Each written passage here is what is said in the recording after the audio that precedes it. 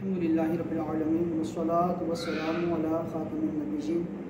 اما بعد فاعوذ باللہ من الشیطان الرجیم بسم اللہ الرحمن الرحیم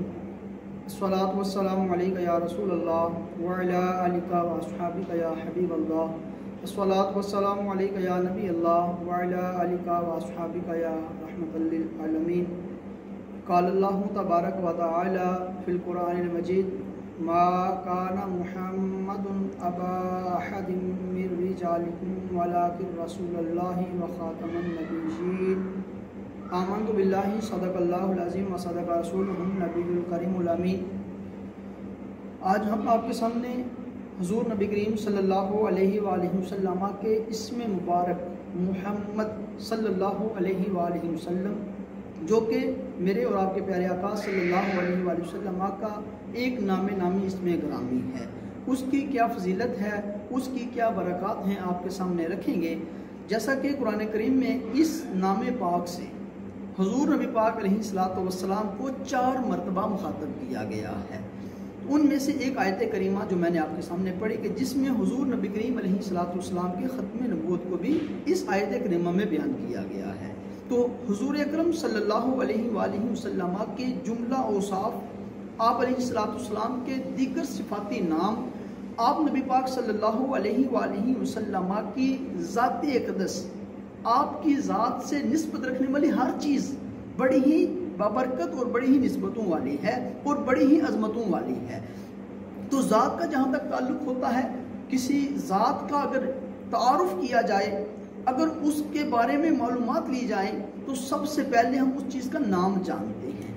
نام جاننے کے بعد پھر اس شخصیت کے بارے میں ہم بات کرتے ہیں، پھر اس کے اوصاف کے بارے میں بات کرتے ہیں، پھر اس کے کمالات کے بارے میں بیان کرتے ہیں، اور پھر جب ہم اپنے پیارے آقا صلی اللہ علیہ وآلہ وسلم کے نام مبارک نام محمد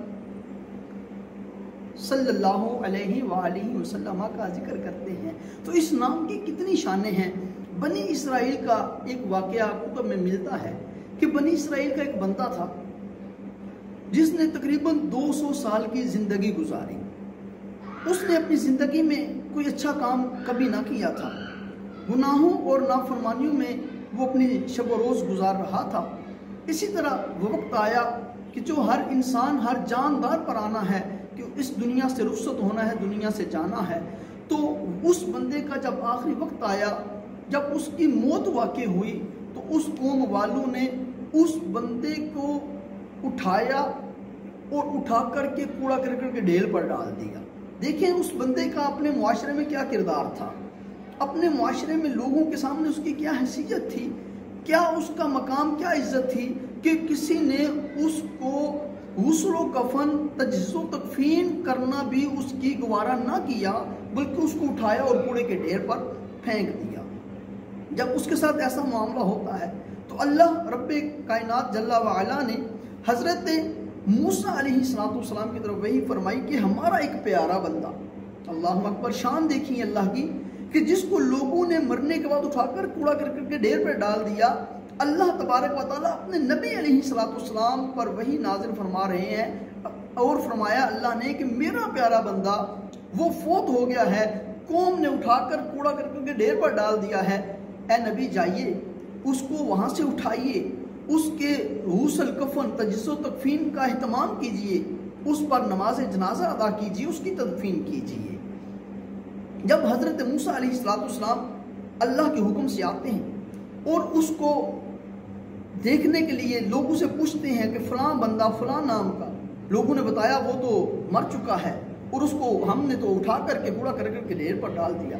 اللہ اکبر۔ آپ نے لوگوں سے پوچھا کہ آپ لوگوں تم نے ایسا کیوں کیا؟ انہوں نے کہا کہ اس کی 200 سالہ زندگی ہمارے سامنے ہے، 200 سالہ زندگی میں اس نے کبھی کوئی نیک عمل نہیں کیا، کوئی اچھا کام نہیں کیا، اس نے گناہوں اور نافرمانیوں میں اللہ کی نافرمانیاں کرتے ہوئے اپنی زندگی گزاری ہے، ہم نے اس کے ان بد اعمالیوں کی وجہ سے اس کو اٹھا کر کے کوڑے کے ڈھیر پر ڈال دیا ہے۔ قوم کے سامنے اس کی حالت یہ تھی۔ حضرت موسیٰ علیہ السلام رب کی بارگاہ میں ہم کلام ہوتے ہیں، اے مولا کیا ماجرا ہے کہ لوگوں کے سامنے جہاں اس نے زندگی بسر کی ہے، جہاں اس نے شب و روز گزارے ہیں، جہاں اس نے لیل و نہار اپنے گزارے ہیں، وہ لوگ جو اس کے معاشرے میں ساتھ رہنے والے ہیں وہ اس کی کیا گواہی دے رہے ہیں کہ وہ بڑا بد کردار تھا، وہ بڑا سیاہکار تھا، بڑا نافرمان تھا، وہ بڑا گنہگار تھا۔ اے مولا تو کہتا ہے میرا پیارا، اے مولا اس میں ماجرا کیا ہے؟ رب تعالی حضرت موسیٰ علیہ السلام کو فرماتا ہے، اے میرے موسیٰ بات یہ ہے کہ اس کی 200 سالہ زندگی جس میں کوئی نیک عمل اس نے نہیں کیا، اس نے گناہوں میں، نافرمانیوں میں، اپنی سیاہکاریوں میں زندگی کو بسر کیا ہے، لیکن اس بندے کا ایک عمل ایسا تھا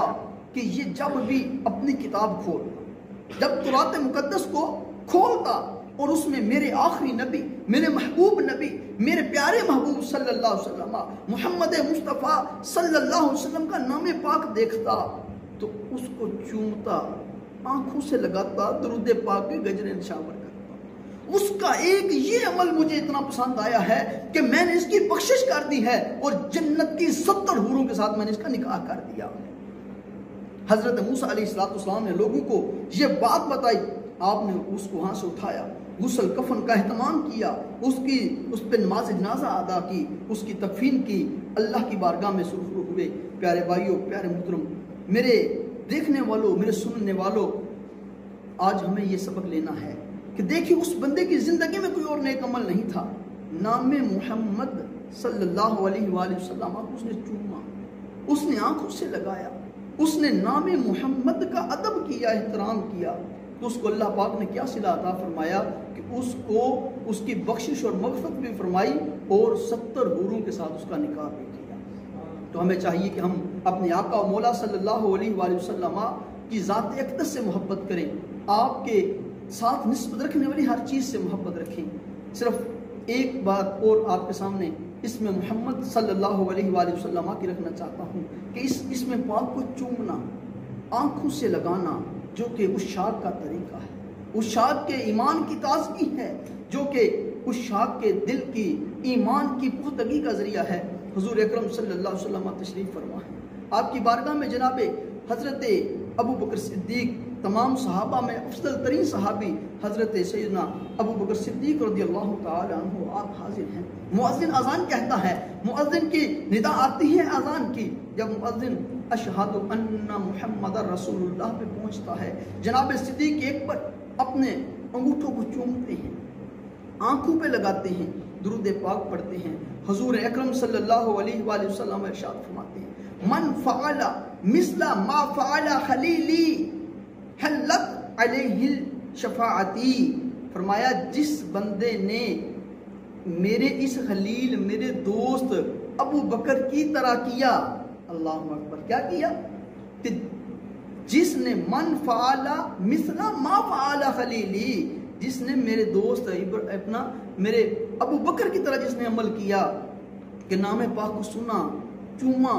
آنکھوں سے لگایا،